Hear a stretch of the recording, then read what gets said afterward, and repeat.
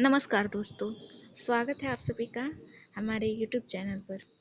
दोस्तों, आज हम ब्रिटिश सम्राट की शक्तियों के बारे में चर्चा करने वाले हैं कि ब्रिटिश सम्राट की कौन-कौन सी शक्तियाँ हैं। तो इसकी पहली शक्तियों में आता है कार्यपालिका शक्तियाँ, दूसरी व्यवस्थापन संबंधी शक्तियाँ हैं, तीसरी न्यायिक संबंधी शक्तियाँ, चौथा धार्मिक शक्तियाँ और पांचवा है सम्मान का स्रोत। तो एक एक करके चलिए हम आज की वीडियो प्रारंभ करते हैं। एक एक शक्ति को उनकी विस्तार से देखते हैं। राजमुकुट की शक्तियाँ या सैद्धांतिक रूप से जिसे सम्राट की शक्ति भी कहते हैं। ब्रिटेन में ब्रिटिश सम्राट को अत्यंत व्यापक शक्ति प्राप्त है।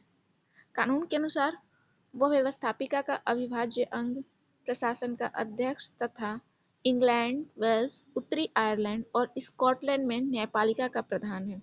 समस्त सैन्य शक्तियों का नियंता और चर्च का अध्यक्ष भी है। उसे ब्रिटिश राज्य का मानवीकृत रूप कहना अनुचित नहीं होगा, अर्थात उसे व्यवस्थापिका संबंधी शक्ति, कार्यपालिका संबंधी शक्ति, न्यायिक शक्तियाँ व धार्मिक क्षेत्रों में भी विभिन्न प्रकार की शक्तियाँ प्राप्त हैं।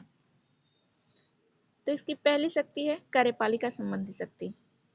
ब्रिटिश सम्राट जो है उसका सबसे प्रमुख कार्य जो है समस्त राष्ट्रीय कानूनों को क्रियान्वित करना है।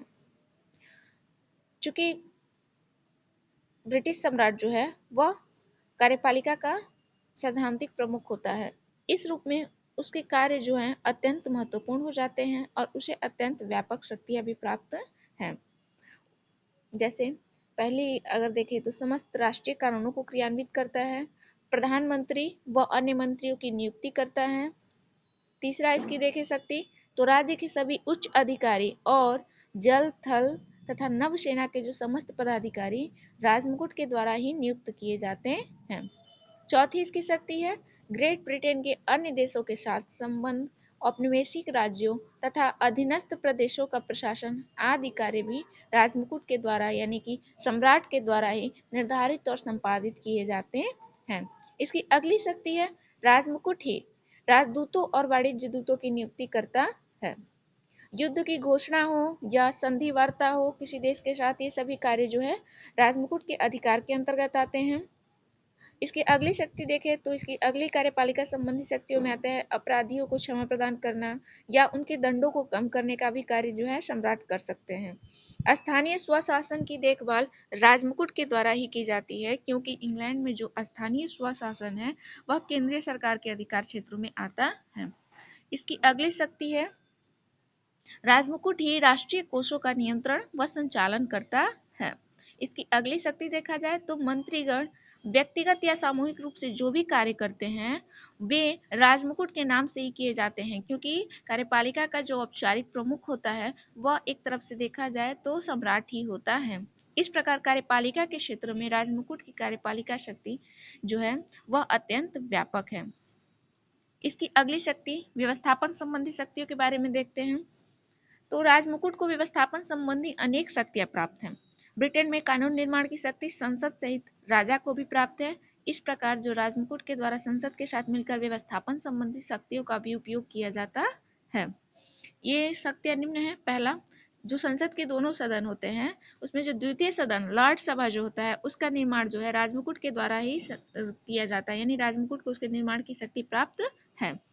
राजमुकुट को पियर बनाने का भी अधिकार प्राप्त होता है। राजा के द्वारा ही जिन लोगों को पियर बनाया जाता है केवल वे ही लॉर्ड सभा के सदस्य होते हैं या चुने जाते हैं। लोक सदन के चुनाव की तिथि भी राजमुकुट के द्वारा ही घोषित की जाती है। इसकी अगली व्यवस्थापन संबंधी शक्ति है राजमुकुट यानी कि सम्राट जो है वह संसद के दोनों सदनों का अधिवेशन बुलाता है और स्थगित करता है। लॉर्ड सभा चूंकि एक अस्थायी सदन है, लेकिन राजमुकुट जो है वह लोक सदन को क्या कर सकता है, विघटित कर सकता है। इसकी अगली शक्ति देखा जाए तो संसद के आरंभ में सम्राट जो भाषण देते हैं जिसमें देश की नीतियों पर प्रकाश डाला जाता है, परंतु वास्तविकता तो यह होती है कि जो इस सम्राट का पहला प्रारंभिक भाषण जो होता है वह उसके मंत्रियों के द्वारा तैयार किया जाता है और राजा उसमें किसी भी प्रकार का कोई परिवर्तन नहीं कर सकते हैं।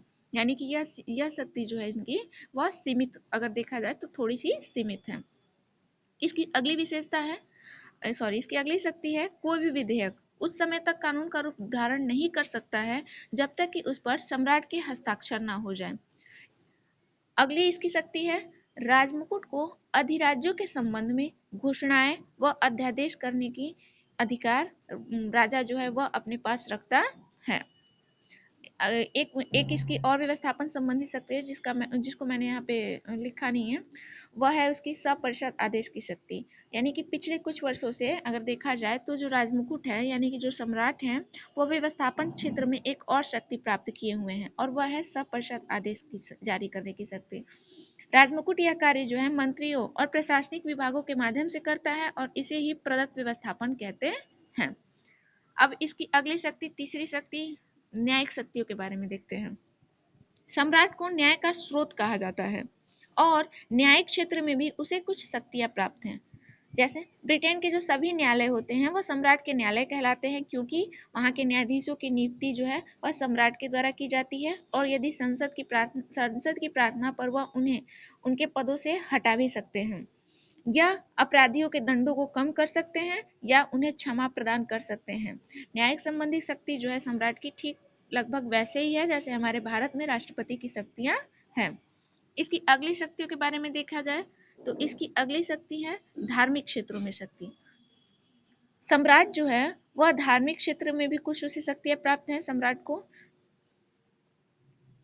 जैसे इंग्लैंड में जो एंग्लिकन चर्च है और रानी एलिजाबेथ के समय से ही सम्राट उसका प्रमुख रहा है। वह चर्च के समस्त अधिकारी हों, जैसे आर्क बिशप हो गए, बिशप, डीन, कैनन, सबकी नियुक्ति करते हैं। सम्राट जो है कैंटरबरी और यार्क के धार्मिक सम्मेलन बुलाते हैं और इन सम्मेलनों में जो भी नियम बनाए जाते हैं वह तब तक कानून का रूप धारण नहीं कर सकते हैं, वह तब तक कोई कानून नहीं बन सकता है जब तक कि उस पर सम्राट हस्ताक्षर न कर दे। और इसका ठीक वैसे ही महत्व होता है जिस प्रकार संसद द्वारा पारित विधेयकों पर उसके हस्ताक्षर जरूरी होते हैं। इसकी अगली शक्तियां हैं सम्मान का स्रोत। राजमुकुट को यह अधिकार प्राप्त है कि वह ब्रिटिश नागरिकों को सम्मान सूचक उपाधियां प्रदान करें। इस प्रकार की उपाधियों को ड्यूक, बैरन, नाइट तथा लॉर्ड, इस प्रकार की उपाधियों में जो है ड्यूक, बैरन, नाइट और लॉर्ड की उपाधियां जो हैं वह प्रमुख हैं। तो आज का वीडियो हम यहीं समाप्त करना चाहेंगे दोस्तों। अगर आपको मेरी वीडियो अच्छी लगे तो मेरे चैनल को लाइक, सब्सक्राइब और अपने दोस्तों के साथ शेयर अवश्य करें और कमेंट बॉक्स में अवश्य बताएं कि हमारी वीडियो आप सभी को कैसी लगी। धन्यवाद दोस्तों।